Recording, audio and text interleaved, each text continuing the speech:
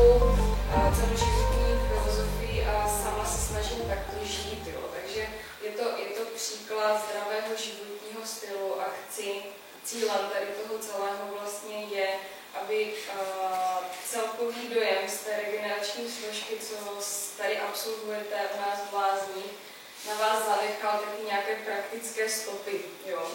Cíl je opravdu, abyste si odnesli něco z toho, jak regenerovat, proč regenerovat. A věřím, že zrovna vy jako skupina to oceníte, protože jste zrovna v tom věku, kdy se vyvíjíte a potřebujete dostatečnou sílu. Je to informační věku, takže jste taky generace, která musí pobrat obrovskou spoustu informací. Vyrůstáte od malička s mobilama, s dalšíma věcmi, o kterých tady bude řeč. Takže je to náročné všechno to pobrat, jo? Já to všechno chápu, ale možná v důsledku toho, že vám bude třeba 30, tak se můžou projevit jisté změny, které potom vlastně následují. Jo? V rámci nějakého absorbování těchto vln a další věcí, které si dáváte do svého vlastního života vy sami. O to tady jde. Jo? Že jde o vás. Jo? Nejde o mě, že já tady přednáším, ale o to, co vy sami si tady z té přednášky jste schopni odnést. Tak. Tady mám pojem regenerace versus relaxace. Co to znamená? Rozumíme tady těmto pojmům? Já to vysvětlím tak jakoby trošku obecně. Relaxace je stav nějakého rozpoložení aktuálně, když si do toho stavu lehnu, tak odpočívám. Jo? Může to být relaxace pasivní nebo aktivní. Aktivní je taková, když se přitom hýbete nebo něco děláte, ale není to, co by vás nějak stresovalo nebo honilo. Je to něco, co děláte rádi, to, na co si těšíte. To je aktivní relaxace. Pokud je to pasivní relaxace, nedá se říct, že je to spánek, je to prostě lenušení. Dneska ten pojem je takový jako trošku odsouvaný na stranu, protože toho volného času předpokládám, že moc nemáme. Je to tak? Rozdíl vlastně mezi regenerací a relaxací, já jsem tady přihodila akorát pár obrázků, protože si pod tím pojmem můžete představit absolutně každý něco jiného. Jo, může to být relaxace spojená s ležením, s nějakým masírováním nebo prostě s něčím, co jste třeba absolvovali tady. Může to být třeba i regenerace u moře, nějakým tím poslechem, těch mořských vln, toho vzduchu. Jo, všechno to na nás působí. Všechno to kolem nás i v nás. Jo? Někteří, co už máte tu biologii za sebou, tak to víte, že základní stavební jednotka našeho těla je jedna buňka. Jo? A těch buněk máme v sobě miliardy. Ať už v mozku, ať už v orgánech a všechno je to složitý funkční celé, který tvoří takovou jakousi fyzickou schránku. Tohle vypadá. No a druhá stránka, která nás jako lidi dělá lidmi, je ta naše mysl, ta psychika. A to je vlastně neprobádaná oblast lidského vědomí, kterou teda i současně se hodně zabývám, protože všechno dneska souvisí s psychikou obrovským způsobem. Jo? Ten příval těch informací, všechno to, co musíme každý den pobírat mozkem, je toho moc. Takže těch myšlenek a různých procesů, nápadů, i konfliktů, situací, jo, tak je obrovské množství, prochází tou myslí miliarda dalších věcí. Takže tyto dvě věci budeme teď řešit a budeme je spojovat. Do toho všeho ještě zařadíme výživu. Tak, oblasti, které ovlivňují regeneraci. Je to pohyb, to určitě víte, ten vám při většině v tom plávání se dělá dobře, jinak byste si ten sport nevybrali. Je to tak? Pohyb máme aktivní a pasivní. Co se tím myslí? Aktivní je ten, který vytváříte vy sami za nějakým účelem. Pasivní je ten, když s váma někdo cvičí. Jo? To znamená rehabilitace, nebo když absolvujete nějakou aktivně asistovanou metodu. Tak, tady s tím souvisí pojem psychosomatika, což znamená to, co my si dáme do hlavy. To nám vytváří nějaký obraz v mozku. To se pak nějakým způsobem taky promítá do celého těla. Psycho a soma je tělo. Jo? To znamená, že z psychiky se nám to přenáší do těla. A v tom těle se potom dějí na základě našich myšlenek různé reakce. Můžou se vytvářet pozitivní reakce, což znamená, že se máte skvěle, je vám dobře, cítíte se šťastný, veselý, dobře naladění a jste schopni opravdu fungovat v takovém příjemném stavu štěstí. Jo? Všechno je to opravdu o té hlavě. Štěstí nenajdeme nikde venku, všechno je to v nás. Druhá Druhá věc je ta, že v rámci těch negativních informací, které do sebe taky dostáváme, byť teda třeba i podvědomě, že to nevnímáte na té vědomé úrovni, tak je obrovská spousta. Jo? A tady ty negativní procesy, nápady, myšlenky, co náma prochází, když si to sami nepřipouštíme, tak zase vevnitř se to nějak projevuje. A ty buňky naše, každá buňka, představte si jako malou takovou jednotku, která má paměť.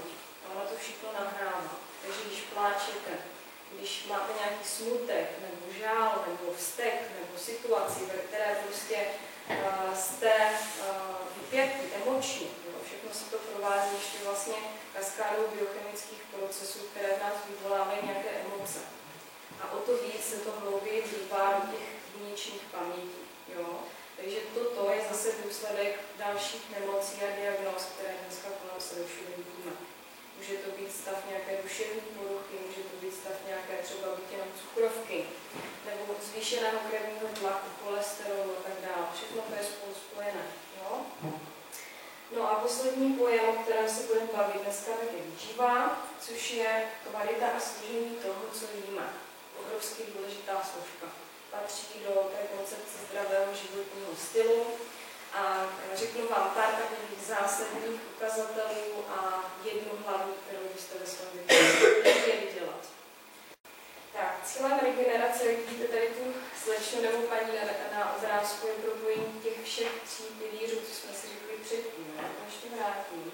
Je to vlastně pohyb, pohybem můžeme eliminovat ze sebe všechno to, co ten den nastřádáme. Duševní zdraví, o tom se ještě pobavíme, takže zase je to promluvité z toho stavu mysli a kvality stravy, kterou do sebe dostáváme. Takže je to harmonie a stav, vlastně, který nám přivozuje jakousi šťastnou chvilku v životě, na kterou si rádi vždycky vzpomeneme. Já bych jenom chtěla říct, že cílem tady té regenerace, jste rádi, že jste tady? Jo. Užili jste si to? Jo. Načerpali jste něco, nebo jste takový svý zboření? Já myslím, že velké dík patří právě magistrovi Romanovi, našemu trenérovi, který tuto myšlenku prosadil. Jak říkal sám, bylo to jednoduché. Jak s tou mládeží pracuju, tak na tu regeneraci se hodně zapomíná, protože v tom věku každý si myslí, že těch sil máte hodně. Jo, ale tím, že jste pořád v nějakém zhoru, ono si to vrství a časem, když je vám teďka nějakých 12 až 16 let, tak za 5 až 10 roků se to potom ukáže v rámci nějaké diagnózy. Vidím to u těch starších přes 20 let, přes 30 let, že to tak skutečně je. Jo? Takže myslet na tu regeneraci. Tak, potom máme sval unavený. Ten určitě znáte, že vám nemusím až tak moc vysvětlovat. Když máte třeba po nějakém náročném tréninku, závodech, zápase nebo po čemkoliv, tak ten sval je takový na omak citlivý. Proč? Jo, je to takzvaná chemická disbalance v tom těle. Zase je to fyzická úroveň těla. Protože jsme vydali nějaký výkon a regenerace vlastně probíhá postupným dobýváním tady té energie, tak jak říkal váš kolega, tady doplňování nějakých živin a energie, tak to se týká právě i těch našich svalů, které jsou výkonné. Jedině tehdy, pokud tu energii pořádně mají. Jo, takže tady jde o to, že sval je vlastně chemicky vyčerpaný, nemá tam potenciál k tomu, aby se nějakým způsobem mohl znovu zapojit. To je unavený sval. A proč ta únava vzniká? Protože v tom svalu se taky hromadí takzvaný nějaký metabolit produkce těchto buněk. A tady toto se nazývá nejčastěji teda uváděná kyselina mléčná, která potom v těch úpolových částech svalů, jak jste říkali, šlachy, vazivo, tady tyto části, tak se nám hromadí spolu s dalšími látkami a tuhne. Proto potřebujeme cvičit stretching. Takže to vazivo jako takové součástí celého svalu je pasivní složka. To znamená, že ji nemůžeme nějak sami zapojit. Musíme ji zapojit jenom pomocí svalů. A ty svaly si zase uvolníme jenom pomocí protahování. Proto jsme se tak aktivně protahovali už v neděli po vašem příjezdu. To byla třeba ta yoga. Ta je úplně naprosto geniální na veškeré protahování struktur těla. Takže myslet na ten stretching. Takže toto jsou takové nejčastější stavy, kdy ten sval my můžeme najít. No. Ten pohyb si můžete představit jakkoliv. Dal jsem tam i situační obrázek plavce, znáte velmi dobře. Tak a ještě důležitá poznámka, která se týká posílení svalu a protažení. Otázka na vás, zase abyste si to sami odnesli. Co si myslíte, že je nejdůležitější předtím, než začnete se svalem pracovat? Rozehřát, super. Takže zahrádky, nějaká aktivita, ať už teda třeba to jednoduché poskoky, abyste do sebe dostali rovnoměrně dobré. Tak a druhá otázka na vás, co si myslíte, že je důležitější, než začnu sval posilovat?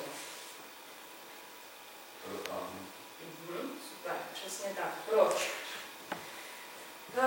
Zahřát se, protáhnout ten sval, protože z něho vyloučím veškeré ty látky, o kterých jsme mluvili. Jo? Vytáhnu z něho to napětí, které bychom tím posílením tam ještě více pěstovali. Přesně tak. Takže předtím, než začnu sval posilovat, ať už třeba začnete chodit do fitka, kompenzovat si nějak to vaše plavání nebo nějaké sporty, které ještě jiné děláte, tak sval předtím důležitě protáhnu, zahřeju, protáhnu, posílím. Nejčastější. Jo? Zeptám se na konci. Pamatujte si. Co k tomu stavu myslím? Mám tady zase pár obrázků. Co jsou takové nejčastější iluze nebo představy o tom, jak ten stav mysli může pracovat pro nás. Jo? Je nám dobře, pohoda, nic neřešíme, jsme jako svobodní, volní. Tak, ale tady i tento obrázek. Tento obrázek značí psychosomaticky to, že to, co přes tu hlavu propustím do svého těla, tak se mi na tom těle začne projevovat. Jednoduché. Jo? Je to třeba i obrázek tady té zebry, která je pod vysokým nějakým tlakem a stresem a z toho jí odpadávají pruhy. Takže to je důsledek toho, že když ty negativní myšlenky nevypouštíme z těla, to napětí při tom tréninku nebo po tom tréninku, když nevypustíme protažení, tak se nám tady tyto věci začnou na sebe skládat. Ono se vám to neprojeví hned. Jo? Je to důsledek nějakého časového úseku, který může být dlouhý třeba 4, 5, 6, 7 až 10 let, klidně i 20. Jo? Pokud intenzivně sportujeme do 20 let, do 25 let, tak je tam vlastně ten nános tak velký, že pak přestanu z ničeho nic a začnou se mi dělat nebo ukazovat nějaké problémy. Jo? Může to být i nějaký kožní deficit, můžete trpět třeba i nějakým, když jste přetěžovaní, tak bývá nejčastěji v oblasti pokožky hlavy, kožní nějaké ložiska, lupenky, svrbění, ten stres prostě leze ven, jo? Přes hlavu, přes kůži. Proč? Protože tělo jako takové má své požičovací orgány. Močové ústrojí, střeva, kůže a ještě jsou to plíce, jo? Takže dechem. Jo? To je to důležité, protože dechová soustava je se bránou k tomu, abychom propojili tu mysl s tělem. Tak, mám tady pár pojmů ohledně duševního zdraví. Je to takové, říkám bych, hodně odborné, ale něco si z toho odnesete. Duševně zdravý člověk dovede dobře poznávat skutečnost. To jsou takové jako ty ukazatele, jak by měl duševně zdravý člověk vypadat, ale je to druhý standard, jo? Takže jsme úplně jiní, takže se podle toho neřídíme. Dovede odlišit domněnky od reality, dovede odlišit podstatné od druhořadého, dovede kladně hodnotit sebe i druhé. To je to pozitivní myšlení. No. Nekritizujte, nepomlouvejte. Tak, dovede emočně prožívat okamžiky i stavy, které vlastně jakoby chce prožívat. Dovede být i sám sebou, to je to důležité, no? Sám sebou a se sebou. Dokážete být sami se sebou? A toto se potom v dospělosti těžko učí. No? Člověk se pořád socializuje, jako jde do skupin, ale na to, až budete starší, tak budete potřebovat opravdu vydržet sami se sebou. No? Na toto si vzpomenete, až budete starší. Věřím, že jo. Protože je to někdy hodně těžké. Unést sám sebe. No. Projevuje přátelský vztah k lidem, dovede jim pomáhat. Je tolerantní, snášenlivý, samostatný, nezávislý na vnějších vlivech. To zase svědčí o tom, že dokáže být sám se sebou. Projevuje se jako tvořivý, o tom už jsme taky něco mluvili. Umění, kreativita, to jsou další činnosti takového toho aktivního relaxování, které může pomoct ventilaci těch nějakých myšlenek a té regeneraci. Má postavené životní cíle. Si myslím, co jsem teda mluvila aspoň s pár z vás na té masáži, tak máte to v těch hlavách hezky srovnané. To musím uznat. Jako sportovci jste disciplinovaní. Co má vliv na duševní zdraví? Hrají tu roli několikrát peníze, které přímo působí. Je to takzvané makroprostředí, to je to, o čem jsem už mluvila, že to jde na nás všechno zvenku. To znamená ekonomika, politika, ještě to zatím moc nevnímáte, kultura, faktory životního prostředí, znečištění, vod, půd a další. Všechno to vlastně na nás působí. Ať už psychicky, tak i tělesně, protože se to do nás dostává. To je pořád točí. Tak, pak jsou to faktory tělesné. Hormony, nálada, stavy, nějakých prostě emocí, energií, co cítíte, co vnímáte, co prožíváte, v čem se zrovna nacházíte a podobně. Jo? Pak jsou to faktory rodinné, ty vás hrajou teďka velmi důležitou roli, protože se začínáte bouřit, že jo, proti rodičům, emoční vztah rodičů k dětem, emoční atmosféra rodiny, to napětí, které třeba nemusí být u každé rodiny, ale bývá ve vašem věku hodně často. To tam hraje velkou roli. Potom jsou to faktory vrstevnické či školní, takže mezi sebou, sympatie, vzájemná a tak dále.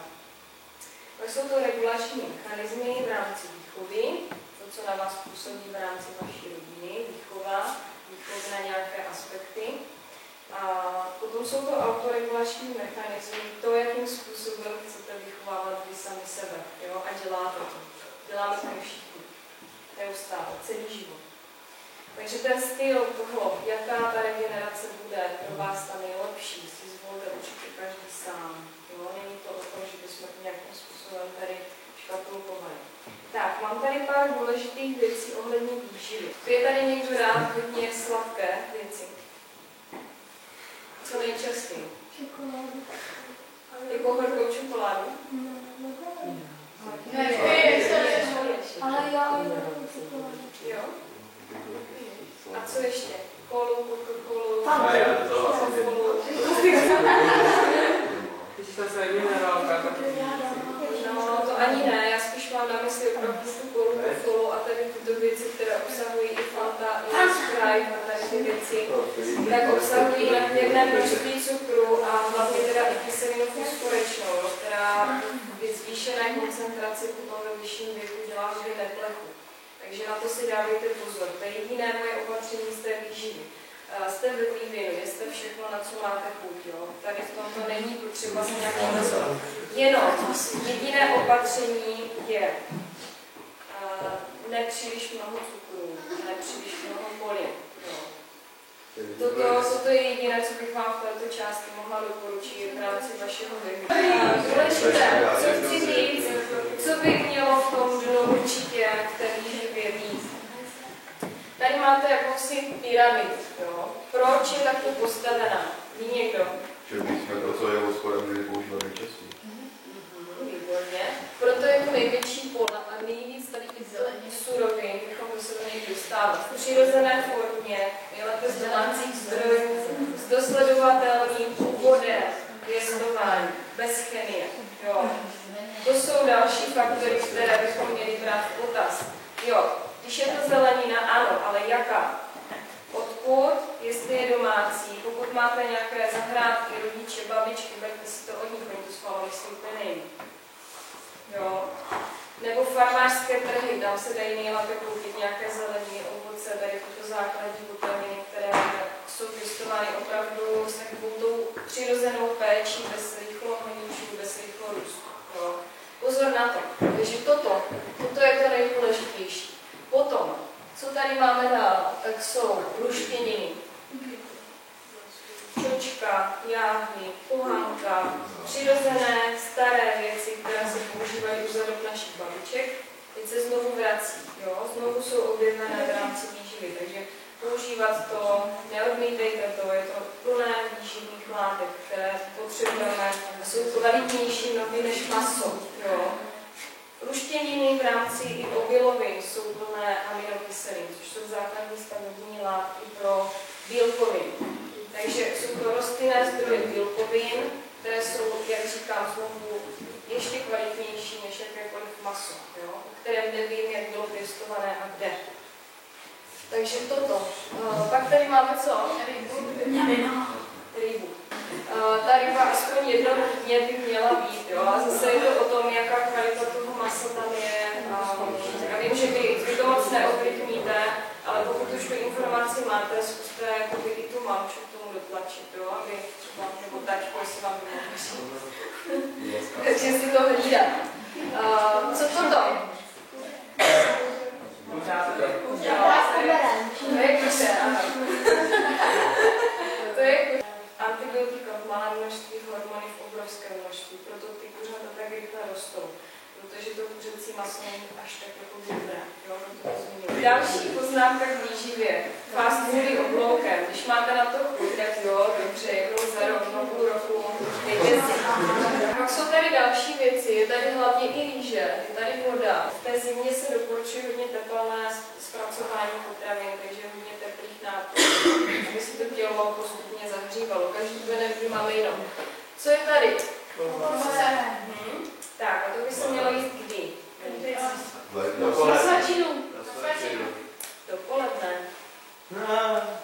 Dopoledne. Jsou to přirozené cukry, které vám ještě víc nastartují motor toho vašeho spalování. Ne čokolády. Čokolády jsou super, ano, dodají vám nějakou energii, nebo tatránky, nebo cokoliv.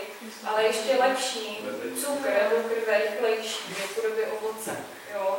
Takže banány, ty jsou teda i výborné na snídaní, ananas, v zimě teda máte určitě v oblibě pomeranče, mandarinky, ty jsou teda spíš jakoby studené potraviny. Když je dáte do sebe, tak oni vás schladí. Jo? Vlastně tepelné potraviny jsou jablka, hrušky, přirozeně, to, co se vyskytuje tady, švestky a tak dále.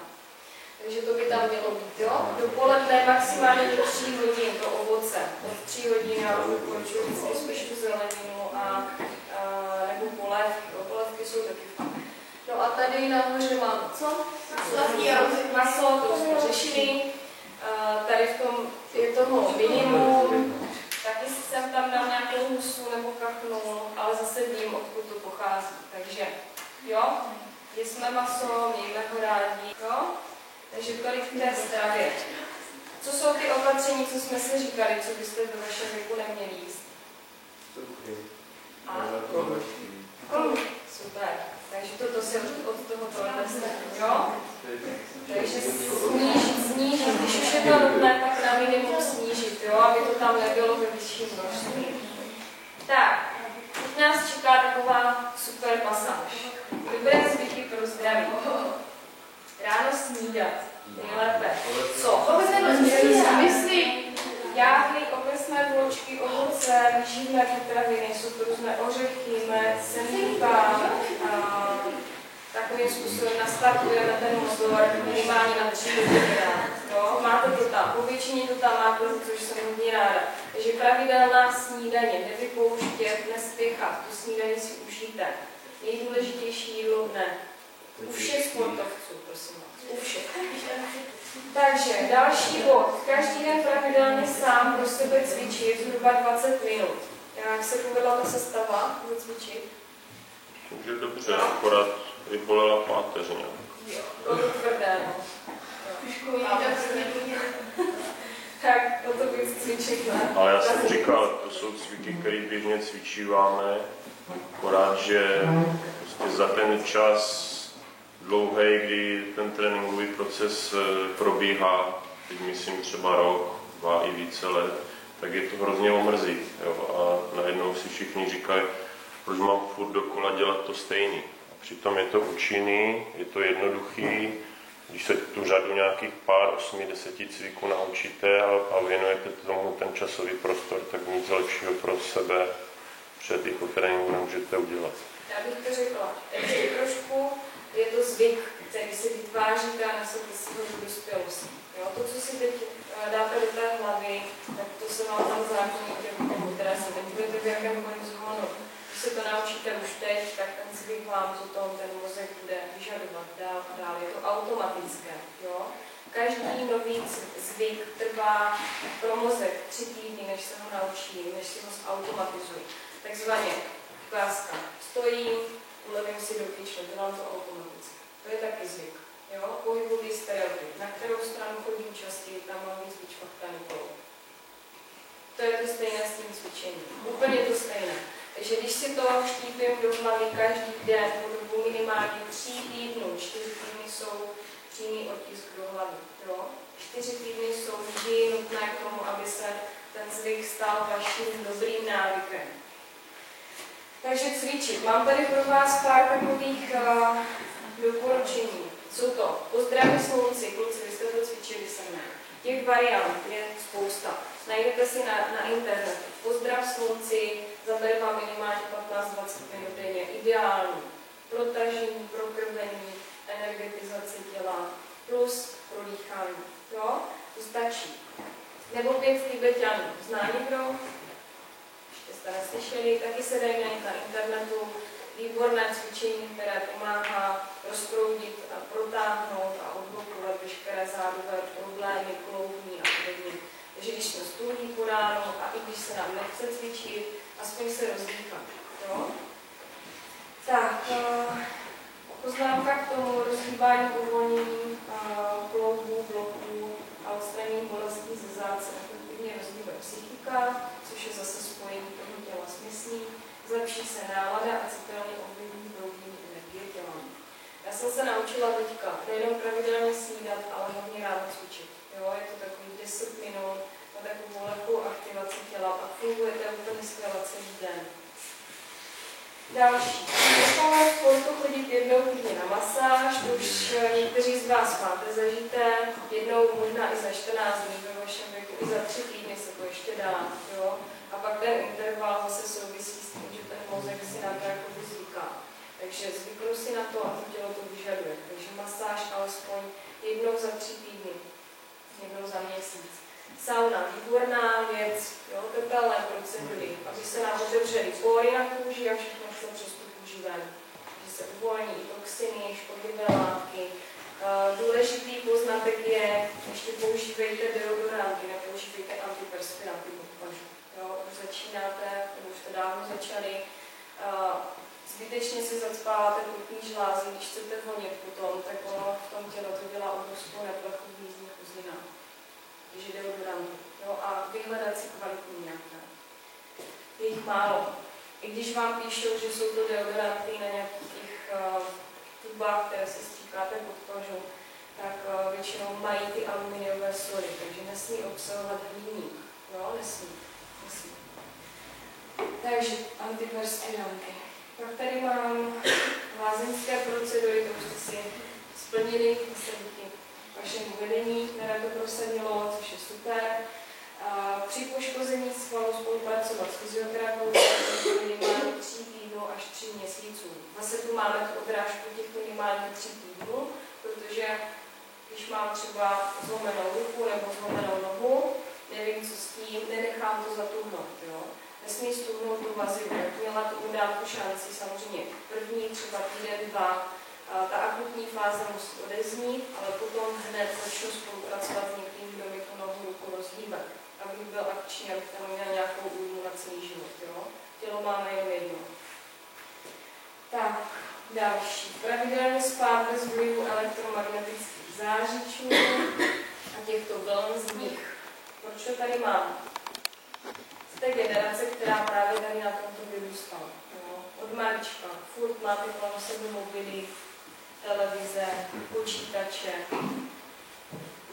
Je to zatím taková oblast, která vystupuje postupně na světlo světa. ale u vás skôr bych si dala pozor. Když už jdete spát, což je jeden z nejpřirozenějších regeneračních procesů pro tělo, nemějte sebou mobily, když tam máte budík. Naučte se to jinak, budit se. Ty vlny, které z toho mobilu vychází, tak jsou opravdu hodně nebezpečné pro mozek. Nejdou vidět a pomaličku opravdu dostáváte do hlavy něco, co vám ovlivňuje celkovou vlastně frekvenci a vibraci mozkového jako fungování. Takže vypnout mobil, dát co nejdál od hlavy, nejlépe pryč z místnosti, ve které spíte. Na ten spánek hodně apeluju, protože je to nejpřirozenější proces, který si můžeme dopřát a jsme na něho zvyklí, potřebujeme. V tom spánku vlastně dochází k největší regeneraci všech orgánů, nervů a všeho, co vlastně za ten den člověk vyprodukuje. Takže bez spánku. Co dál? V místnosti by neměla být televize ani počítač. Úplně čistý prostor nejlépe, aby tam byly žádné rohy, pak jsou to různé ty zóny, které ovlivňují spánkové vlny a tak dále. Takže vyčistit si prostor. Tak, pak tady mám poslední odrážku, vlastní psychohygiena. To je pojem takzvaného čištění vnitřního já. Přičemž hlavně teda, co řešíme v životě, konflikt, spor nebo nějaký problém, který nastane v rodině, se snažíme co nejrychleji ze sebe dostat. Buď to vykomunikujte, nebo to vysportujte, nebo to vyřešte prostě sami se sebou. Vytvořit si takový zdravý odstup a nadhled. Že pokud se hodně smětáme, brečíme, tak oni dovnitř ty bloky si to všechno pamatují. Tak, co nám k tomu pomůže? Dechové techniky budeme ještě nacvičovat. Potom tady mám antistresové cvičení, zase jedno si zkusíme. A pak tady máme ještě počítání čehokoliv, ne oveček. Můžete počítat, prostě zavřít oči a počítat si třeba, co máte rádi, nějaké zvířata, jiné, třeba želvy, kočky, psy, nebo domy, nebo já nevím, prostě cokoliv, co máte rádi, tak počítejte. Ale se ta mysl opravdu sklidní od těch myšlenek nějakého problému. A dochází k fázi toho sklidnění. No a poslední tady mám smát se. To je zadarmo, nejúčinnější, nejlevnější. To můžeme samozřejmě dělat každý den. Tak, teďka probereme správný set. Je to tady. Abyste aspoň měli odrážku v hlavě, co to je. Správný set, neboli koncepce správného sedu. Nezatěžuju vás žádným jménem. Vymyslel to pan Brigger. Jmenuje se to takzvaný Brigger koncept. A já vám to ukážu tady na té židli. Takže sednete si tak jako by víc na okraj. Důležité je, aby jsme měli nohy špičkama před kolenem. Kolena směrují ven. Kolena jsou otevřená ven. Měli by být teda na šířku pánve ty chodidla. Ruce jsou položené na kolenách. Tak, a teď co udělám se záda? Podsadím pánem, to znamená táhnu břicho, zpětním si úsek beder, to jsme dělali s volkama, že to cvičení. Takže toto akorát v sedě si to dělám, takže odsunu, jdu sem, podsadím pán, tím si vlastně natáhnu bederní střimovače, uvolním je a zacílím posílení na bříško, spodní pánevní dno. Tak, ty ruce jsou tady a záda dál. Ramena stáhnu dolů. Takže směrem k páteři. Co udělá hlava? Bradou se vynosím špičku a vytáhnu tady. Zatemene hlavu. Toto pořád držím, neutíkám, nedělám toto. Jsem tu pořád. A držím. Je to šíleně nepřirozený proces sezení, ale pokud se ho naučíte, tak už je to automatické. 3 až 4 týdny. Můžete se pak posunout samozřejmě dál na to šíleně, než si můžete takto. Nejdůležitější na tom sedu je, co byste si měli odnést. Když už se do toho nenastavíme tady, tak aspoň, pokud by tam měl být ten spejl, tomu se říká spejl, o tomto. Což tam máme všichni, jo. Většina lidí to tam má pořád. Tak si chytnu bradu. A tu bradu si takto zasunu prostě dozadu. Vyrovnám si alespoň tady ten vršek. Jo. Tak to vlastně odsud stáhnu do šuplíčku. Narovnám si krk a stáhnu břicho. Je to hodně automatické. Pokud se vytáhnu za bradou, tak mi trpí celá ramena. Toto mi ochlabuje, tady se mi to zkracuje. Takže kdyby vás tady někdo tahá za vlasy, jo? Nebo vytahujte se klidně navzájem. Jsou to vlastně obrázky tzv. Ozubených kol, jak by to mělo vypadat, jo? Tady se nám to vlastně celé posune, tím jenom, že tu bradu posunu sem, tak se mi vytáhne zátylek, to je nejčastější, tady toto. Vlastně vadné držení těla, jo? Tady tímto stylem. Ale já už to ani neumím jako napodobit, to bych chtěla nějaký reálný příklad. Takže toto je jedno ozubené kolečko. Druhé druh, to je toto. Jo? Zase to pásové svalstvo, které nám drží pánek a nasedá nám na tu pánek. Takže tu pánek bychom měli podsadit. Stáhnu si bříško. Jo? A toto tady je ukázka tohle správného osuzení. Takže taková je praxe. Teďka další věc. Nácvik plného dechu.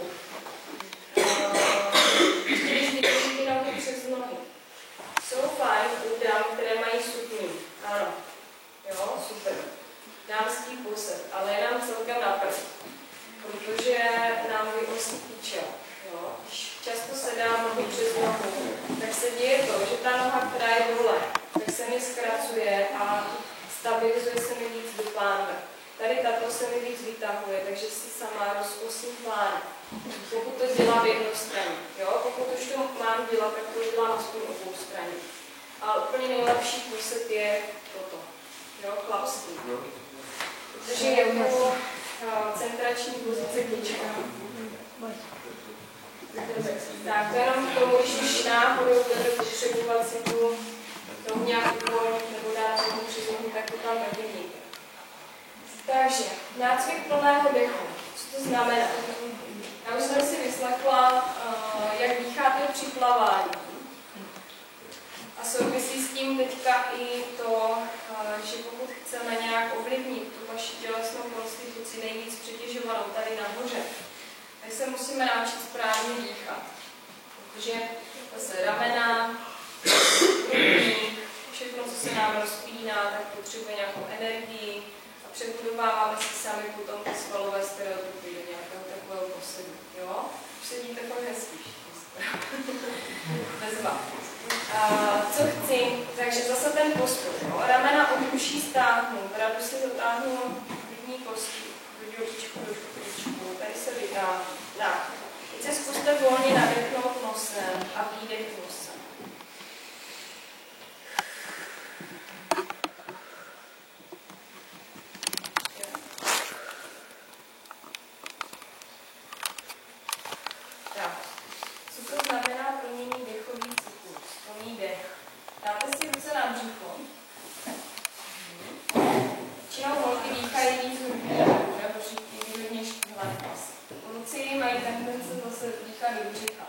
Co já chci, aby jsme ten dech spojili. Jo? Aby jsme šli nejprve do břicha, potom do žeber, celkově tady tak do hrudníku až pod klíční kost. Takže půjdeme nádech. Jak to má jít? Jo? Břicho, žebra, hrudník, podklíček, výdech, potom jde břicho, žebra, hrudník, podklíček. Jo, ta vlna je stejná. Když nadechuju, zvedu bříško, celý hrudník, vydechuju a z břicha vyslím. Jo? Takže znovu.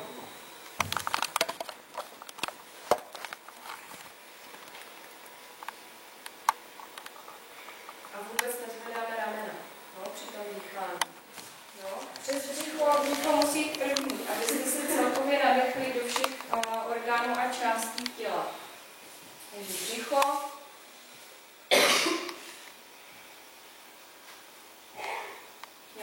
postupné zvedání. Myslím na to, naučím se to z relaxu. Tak už zbýváte. Ale ještě to pořád je v hlavě. Super. Takže to je plný takzvaný dech. Jo? Nadechnout se nosem, jít přes břicho, přes žebra, hrudník, podklíček, zase vydechnout z břicha, z žeber, z hrudníku, z podklíčku. Takovýmto stylem se dá taky vlastně ta dechová technika naučit, tak abyste se jí pomocí ní zregenerovali. No? Hodně to pomáhá třeba před nějakýma zkouškama, i když rychle dýchám. No? To ze sebe vypustit. Tak jak jsem říkala, vlastně ta dýchací soustava naše je propojení mezi tělem a myslí. Všechno to ze sebe můžeme vypustit. Teď se naučíme tu antistresovou techniku. Dejte si místo, nemusíte zvát rozpočení živný. Tak, jedna z těch antistresových technik, která podporuje vlastně eliminaci nebo vypouštění stresu a aktivaci takového šťastného pocitu je, začneme pomalu odlepovat nohy. No, jeden.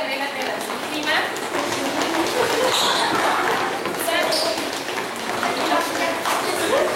Ramena. A co nejrychle. Ještě. 5, 4, 3, 2 a rozstavit. To je jedna z těch antistresových cvičení, protože se skvělo.